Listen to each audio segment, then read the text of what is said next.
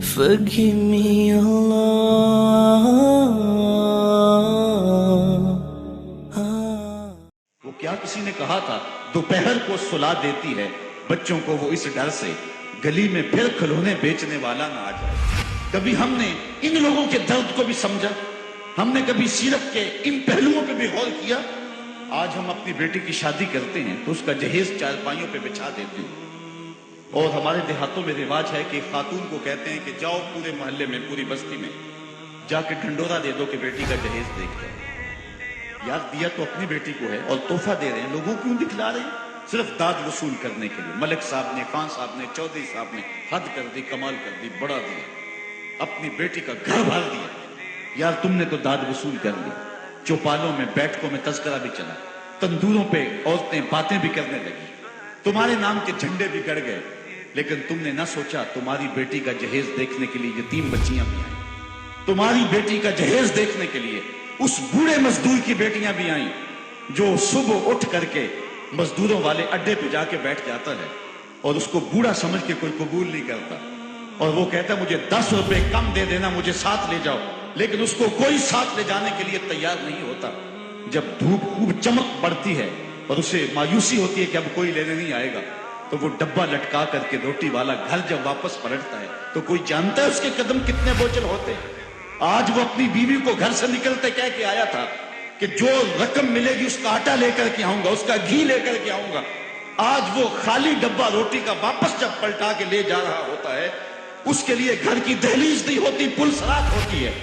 اور اندر لوگوں کے کپڑے سی سی کے اور لوگوں کے گھروں کے برتن مانج مانج کے اپنے جہیز کی چیزیں بنانے والی بیٹیاں جب اپنے باپ کو یوں آج بھی خالی آتا ہوا دیکھتی ہے تو جو کچوکے ان کے دل پہ لگتے ہیں اس کا مداوع کس کے پاس ہے؟ تم نے تو داد وصول کر لی، لیکن تمہاری بیٹی کا جہیز دیکھنے کے لیے اس مزدور کی بیٹیاں بھی گئی۔ تارا ٹوٹتا سب نے دیکھا، یہ نہ دیکھا ایک نے بھی، کس کی آنکھ سے آنسو ٹپکا، کس کا سہارا چھوٹ گیا۔ کاش کہ ان درد مندوں کا بھی ہم نے حال پوچھا ہوتا اور ان دکھیوں کے رشتے ہوئے زخموں پر بھی ہم نے مرہم رکھی ہوتی اور حضور کی سیرت کے پیغام کو ہم نے سمجھا ہوتا، اور ہم اپنی معاشرت اور اپنے ارد گرد کے ماحول کے اندر ان چیزوں کو، اپنے محلے اور اپنی گلی کے اندر ان چیزوں کو دیکھا ہوتا۔ صاحب رات کی تنہائی کے اندر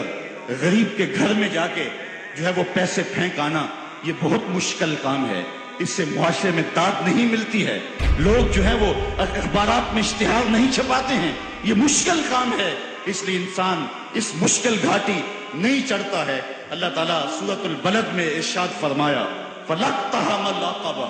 وَمَا أَدْرَاكَ مَا الْعَقَبَةُ فَكُّ رَقَبَةٍ، اللہ اکبر، او اطعام فی یوم ذی مسغبہ، یہ مشکل گھاٹی ہے، کسی پھنسے ہوئے کی گردن چھڑانا ہے، کسی لاچار کے کام آنا ہے، کسی دکھی کے کام آنا ہے۔ میرے اور آپ کے آقا و مولا حضور ختمی المرتبت صلی اللہ علیہ وآلہ وسلم عید پڑھنے جا رہے ہیں، راستے کے اندر ایک یتیم بلکتا بچہ دیکھا، حضور رک گئے، سر پہ شفقت کا ہاتھ رکھا، پوچھا بیٹے آج عید کا دن ہے تم رو رہے ہو؟ کہا میرا باپ فلاں غزوے میں شہید ہو گیا، میری ماں کا سایہ بھی سر پہ نہیں، بھری دنیا میں یہاں میرا کوئی نہیں، دیوار کے ساتھ لگ کے بلک رہا ہے، عیدگاہ میں انتظار ہو رہا ہے، ہزاروں لوگ منتظر ہیں۔ آقا کریم نے دل جوئی یتیم کو، یتیم کی دل جوئی کو اتنا مقدم سمجھا کہ اس کو لے کے واپس گھر آئے اور آ کے کہا کہ اس کو لباس دیا جائے، اس کو کھانا کھلایا جائے، اور اس کو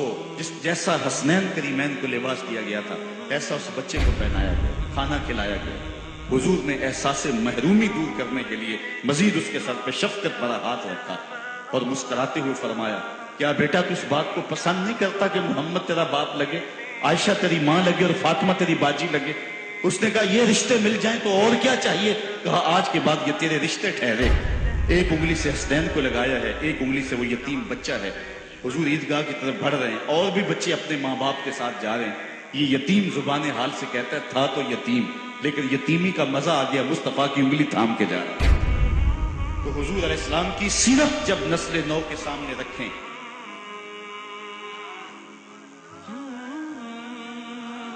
آج سسکتی انسانیت کی بات ہوتی ہے تو آج دنیا اس کی بات کرتی ہے، تو آئیے اپنے آقا کی سیرت کو اس روپ کے اندر دیکھیں پڑھیں اور اس کی خوشبو کو پھیلائیں اور نسل نو کو بتائیں کہ آقا کریم علیہ السلام کس طرح دکھیوں کے درد بانٹنے والے تھے اور لاچاروں یتیموں اور مسکینوں کے کس طرح کام آنے والے تھے. سمال الیتامى عصمت للارامل، بیواؤں کے آسرے تھے اور غریب ہو کے یتیم ہو کے یتیم پرور تھے. یہ 9 سال کی عمر ہے حضور کی، اس وقت کہا جا رہا ہے حضور کے لیے سمال الیتامى، یتیموں کا سہارا اور آسرا.